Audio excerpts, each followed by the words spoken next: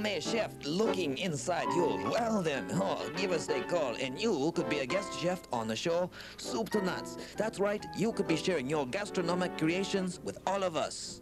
So give us a call at 881-1653. Or if that's busy, then give us a call at 881-2189. Hi, welcome to Soup to Nuts. My name is Brian Arussi. We're back again for another show. And again tonight, our special guest is my father, Oswald, who I had to twist his arm to get him on the show tonight, but he's agreed to do one more. Tonight we're going to be cooking gnocchis, which stands for potato dumpling. And right now we're going to discuss what type of sauce to use with these, what we're going to use tonight. And just for a little background, my grandmother used to make these with, you can make them in a bunch of ways with sauce. You can make them with butter and oil and mushrooms, or you can make them with sauce with the meat. Tonight we're going to do the sauce with the beef and pork. And right now, my father's going to explain to you how he starts out with that sauce. Thank you, Brian. First of all, my grandchildren have a difficult time saying gnocchis. A lot of them will say gnocchis or gnocchis. So I explained to them it's all it is just a potato dumpling. So now, rather than saying gnocchi, they say, Grandpa, can you make some potato dumplings for us? And that's what we're going to make. We're going to make a sauce first. This sauce goes very nice with the gnocchis. And also, if you have some leftover sauce, it's very nice with the polenta. So we start off a little bit with a little oil. 4 or 5 tablespoons. In the interest of time, I chop an onion up, a medium onion, boost that up.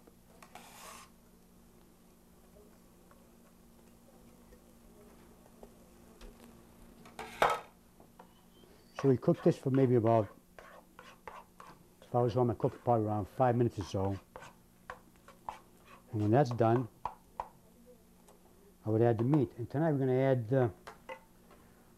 add some beef, probably about a pound of beef, which is round beef, which is very lean and also very flavorful and tender. And along with the beef, we're going to add some pork to give it some body. We have some two beautiful chops here that I'll cut up in a minute in about 1-inch cubes. That come right?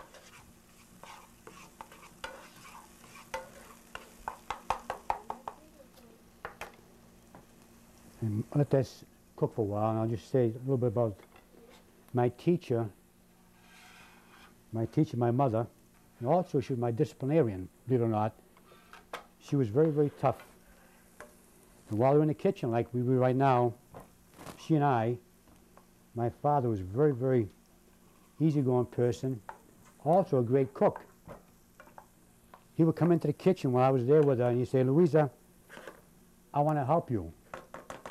And she would say to him in Italian, it's not good to have 2 good cooks in the kitchen. Then she would say to him, why don't you go out to take a walk and let me stay here with my son. So my father, being the type of person he was, would leave. Then she'd look at me and she'd say, now there's only 1 good cook in the kitchen. And she'd look at me with those dark brown eyes and say, and a half a good cook. So that was the way she got rid of my father. This is about ready here. We can add a little bit of this red pepper flakes, which is very nice for flavor and a little tang. We can add the beef now. The beef is cut in about 1-inch cubes. Smaller than that, no? I like them that big. You can cut them smaller than that to make bite-sized pieces. If you have young kids, you don't want them eating that big-sized piece. You never let us eat those big pieces when we eat a little. Well, that's a very good point, Bob, but tonight we're not going to have any young children. We're going to have grown-ups here, right? Good point, though. So we cook this a few minutes until it starts to get a little brown. And over here on the left, in this pan that my mother had for probably 40 years, we started off with 2 cans of Hunt's tomato paste. Put that in the pan with probably around 5 containers of water from the paste. So 2 cans of tomato paste, 15 ounce, and 5 cans of water from the tomato paste cans. And I did that because, in the interest of time, I want to get this going so I can add it to my sauce and get this done when Brian and I are ready to serve the gnocchis.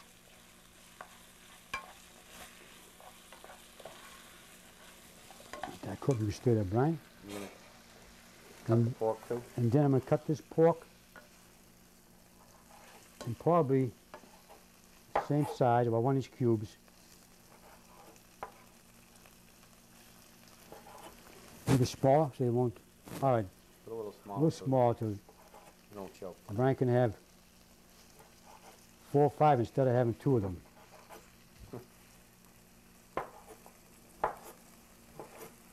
I just want to set the record straight. Some people out there that get confused. This is my father. Some people get confused that he's my grandfather. But to me, he's kind of both in one because I was unfortunate not to meet my grandfather, but from what my father tells me, what my grandmother tells me, he was like my father is. So all you young kids out here there who have grandparents, enjoy them because you don't know when you're lucky to have them, because some people don't have them. That's what I tell my nieces and nephews now. They have a grampy. I never had a grampy. It's nice to have a father and grandfather built in the same person. Except when it comes to birthdays time, you don't get 2 cards, you get 1. All right, you get that, probably put a little salt in there. Probably half a teaspoon of salt. And a little this pepper out. Salt out. And let this cook for about... You cover it. No, you don't cover it. Heat high. That's ready. Put it on low high. That's all set. I can put that right in there. And when this, put this right, yeah. What I got to add, one more thing to this, to make it the way we used to make it. We have to add something that Brian likes very much, and that is garlic.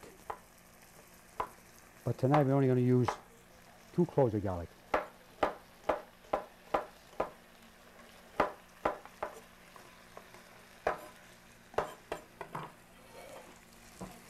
And the secret ingredients she used to use way back, say 50, 55 years ago when I was cooking with her, and that is a little salt pork.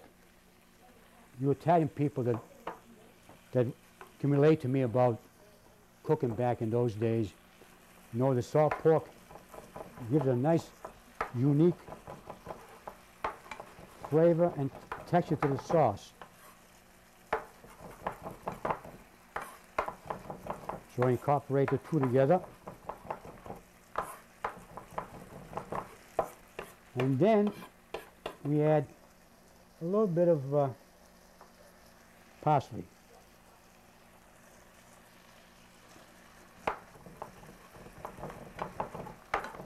When I was growing up, on a Sunday morning when I come home from Mass, I can smell the aroma of this mixture right here prior to adding all the other ingredients. No, sorry.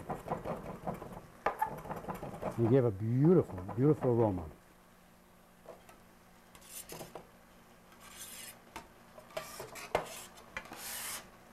Stir that around.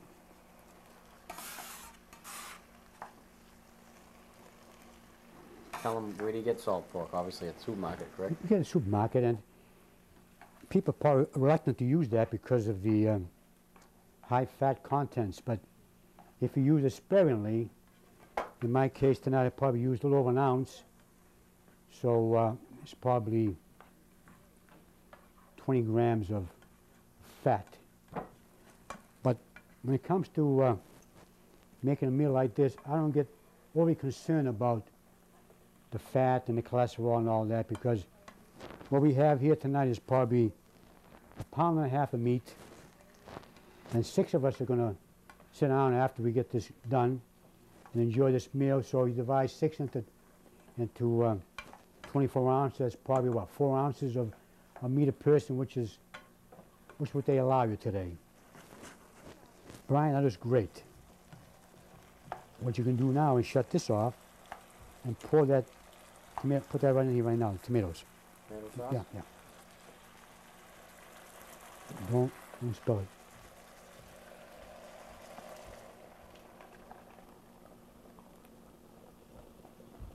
Stir that up. That's good enough. We don't want it to burn part. Turn this down a little bit, Brian. We let this cook for about half hour or so. And when that's done, I'm going to show you what else we do to add to the sauce to give it the body that it needs to adhere to those gnocchis. Just turn down. Yep. It's going way down very low. Simmer. Yes. Just splatting all over the place. All right, so this is done. We can let that cook for a while. Like I say, probably half hour or so. And now we can start on. Now we can start. All right, that's a good idea. Get away from us. Now we can start making the gnocchis. Brian, you can explain about the potato we cooked and so forth before time. All right, we're going to start the gnocchi making part of it.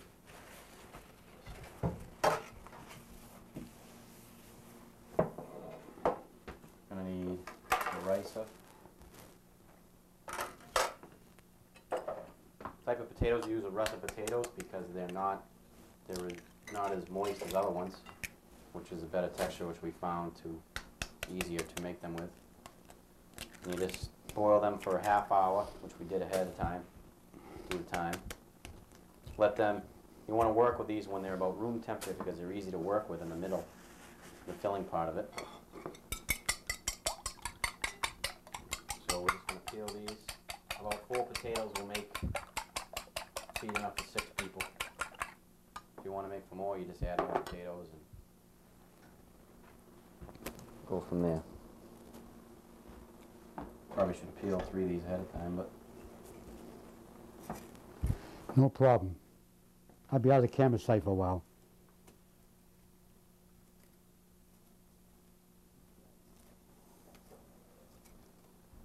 once we do that, we're going to put them through the ricer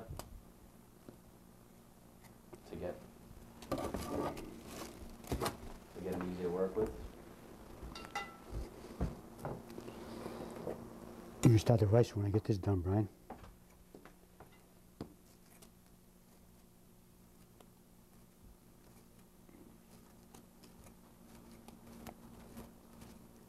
These are very good, gnocchis are very good for you because there's a lot of, obviously, protein in this meal because there's a lot of potatoes.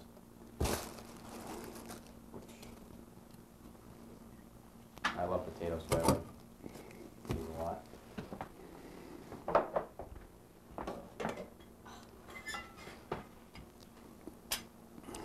Probably just half of it. I'll try a whole one. You got the strength. This is a job for someone that has muscles. I can't do anymore. Usually you can use a half potato, it's easier to work with. See, these potatoes cooled off a little bit in the meantime, but usually when they're warm, they're easier to.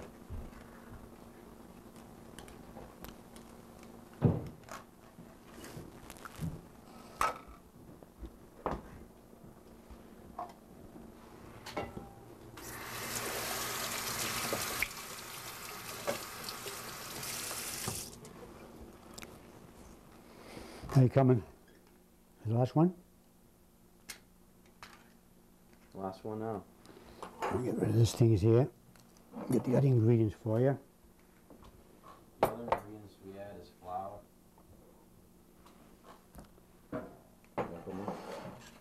Yeah, that's good. That's good.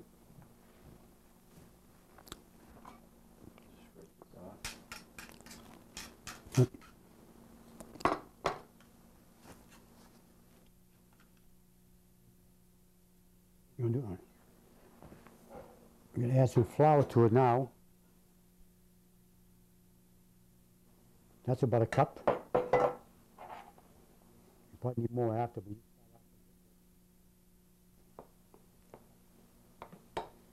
And while Brian was doing this a while ago, I was heating up 3 eggs.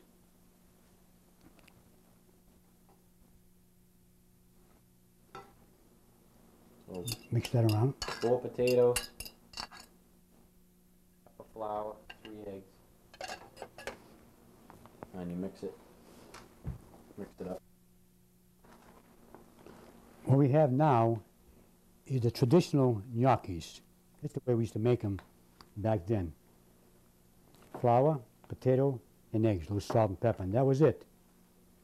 But like Brian said on one of the shows we did, don't be afraid to try something different. That's good. So tonight we're going to try to get a little more flavor by adding some of this nice cheese. Yeah. Probably take some of this out. Probably 3, 4, 3. We're going to add some ricotta cheese. Maybe 3 or 4 of them. That's good. And that's boom. And then we just stir this around. Tell them the reason why we added that. I like it for 2 reasons. First of all, like I said, it will give a nice flavor to it because gnocchis are very bland.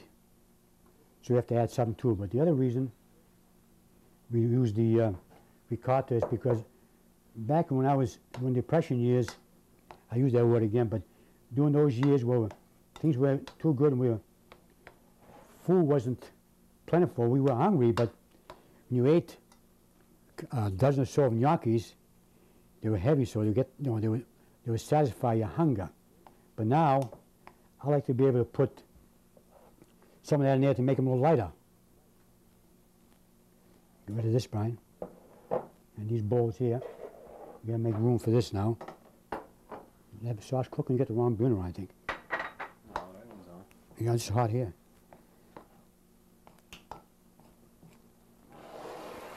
And again, we gotta use flour. When you get it to a point where you can put on the table, just put on the table. You don't want it too soupy, so you gotta add flour accordingly till it's about that texture there. Out. And again, we go with that old thing of, and you don't have to wait this too much because it's already been mixed up in the bowl. Yeah, you're not kneading it like the dough, like we did with the cappellettis. You're just getting it a little textured. You don't want to knead it too much. That's probably good enough right there because we add more flour when we roll it out. Out. Now,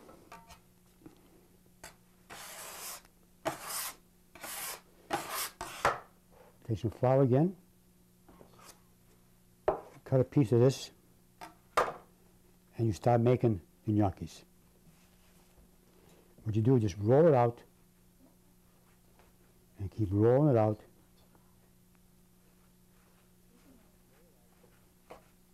About an inch thick.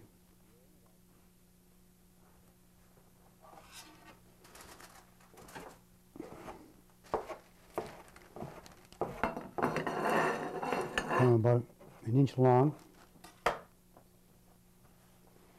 And then what you got to do is you just hit them with the fork and they flip over like this. And by doing this, you make a little pocket in there so that when it comes time to serve this with the sauce, the little pockets would take the sauce much easier than not, if not. Brian, want to make some? Yep. Just bear together now, put some flour and roll them out. While Brian's doing that, this takes a little while, so while Brian's doing that, I'd like to tell you a little story that my mother used to tell us when we sat by the coal stove back 55, 60 years ago, and she was telling us many, many stories. And one story she was to tell about, she started out by saying, once upon a time in a little town in Italy, there was two squirrels. But after her telling me that many, many years ago, I tell that to my grandchildren, and I've told that to Brian, and you learn, there's a lesson to be learned from this. My mother used to do it with her finger. She used to take it and hit it like that. But different ways, that's fine right there, Brian. So I tell my grandchildren the story about the two squirrels. And my mother used to call them Luigi, and Giuseppe and Luigi, two squirrels from Italy. But I could tell them that. I changed their names to Bushy Tail and Squeaky. So the story goes like this. Bushy Tail and Squeaky were so-called teenage squirrels. And during the summer and the fall, they played all day long, from jumping from tree to tree, and they played a game called hide and seek. So they did this all summer long, all fall, and around November, on the first week of November, Squeaky went over to see Bushy Tail, and he said, we're going to play hide and seek today? And Bushy Tail, not today. He said, today I'm going to gather acorns and food, and I'm going to work in case it snows. He said, I want to be prepared and have enough food to last me in my nest, so that in the event it does snow, I can't find it once it snows, so I'll have enough food. So Squeaky just laughed at me. He said, what are you talking about? It's a sunny day today. It's only the first week of November. It's only November. He said, it won't snow now, and it's a beautiful day today. But Bushy Tail said, well, I'm going to get my acorns. In the event it does snow, I'll be ready. So he went off to play with another friend. He came back, and it was dusk time, and Bushy Tail was just about finishing up, going up the tree for his last round of bringing food up. And Squeaky looked at him and says, how foolish. So went to bed that night. He woke up the next morning. Squeaky looked out, and sure enough, there's about 2 or 3 inches of snow on the ground. He said, what am I going to do now? He said, I'm hungry. He says, and I know the Bushy Tail has an overabundance of food. He's my friend. I got to go down and see him. So he rushed down the tree, went over up the tree, looked in, and there was Bushy Tail sitting at the table, enjoying his acorns and having a good meal. So he knocked at the door, so-called door, and Bushy Tail, what can I do for you? He says, well, he said, I don't have any food. He says, and I need some food because I didn't pay attention to what you told me yesterday. And Bushy Tail said, look, you're my neighbor. I have an overabundance of it. Sit down and have something to eat. When you get through, take some food home. But I'll tell you what, as soon as that snow clears, a day or two, and you can see the ground, clear ground, you better get down there and get some food because you never know what's going to snow. The moral of the story is, I won't tell you the moral of the story. I just say my mother told me what she thought was the moral of the story. She says, when you're young, you make your bed. When you get older, you have a nice bed to sleep in. I'll let you people think about that. And maybe when you see me shopping or the mass or you call my phone for recipes, if you don't get this, the idea of the story, I'll explain it to you. Well, on that note, we're just about ready. We're just about done making the gnocchis. We're going to cut out right now. When we come back, we're going to show you the finished product. All right, welcome back. We're about ready to strain it. And before I strain it, we're going to show you, if you can see with this camera over here, what they look like once they come to the top. Once they come to the top, you're about 3 or 4 or 5 minutes, and then they're done. And we're going to strain it right now. Before we do that, 1 second. Like I told you, we got to put some cheese into the sauce to give it that body and to make that heel like I was telling you about. You see that? Now, put some of this, Brian. Anytime you're ready.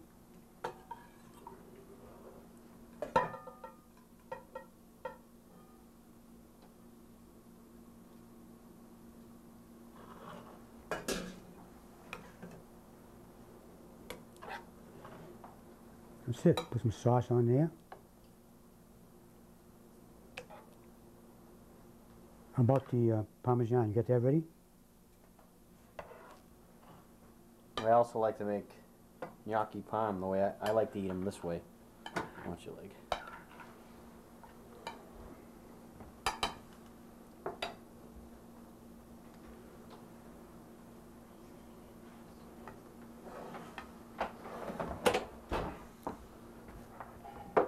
Which is baked after with the cheese on it and you bake it in the oven. Okay. One more thing. Salad. Yeah, he also made salad with some Plain, very loose leaf salad with oil and vinegar and a little garlic and maybe a little cheese. One more thing about the texture of these. Depending on how much flour that you use, you'll get a different texture. If you like them a little firm, you can add more flour. If you like them soft, add as much flour. Usually this, I like them in between. You want to have a little texture to them. We got a beautiful loaf of bread to go with this from a bakery shop on 135 somewhere in Framingham. Was it Framingham Baking? Delicious. So that's it. All right, that's it for our show. Well, thank you for coming. We'll see you next time.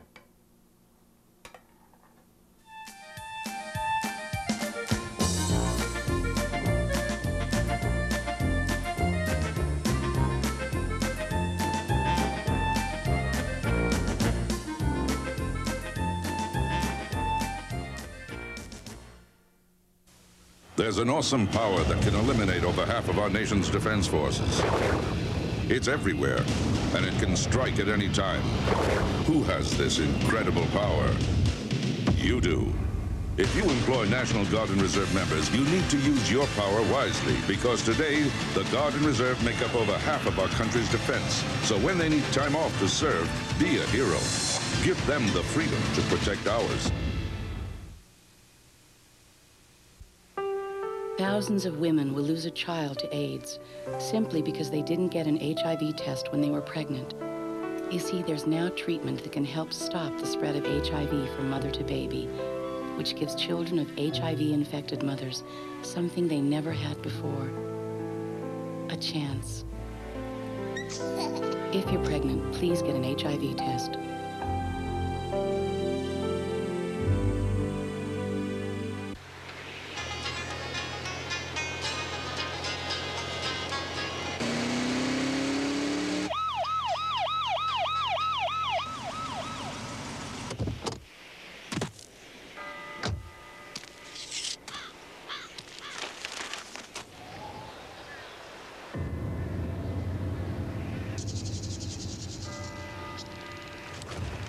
Good afternoon, officer.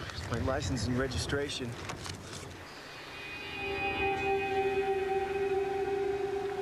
Cheeseburger? It's hot out today, huh, officer? Maybe my tail lights out. Shouldn't you be carpooling? I guess you're right. I guess I am. Carpooling can save up to 600,000 gallons of gas a year. This message sponsored by Ad Council and EarthShare.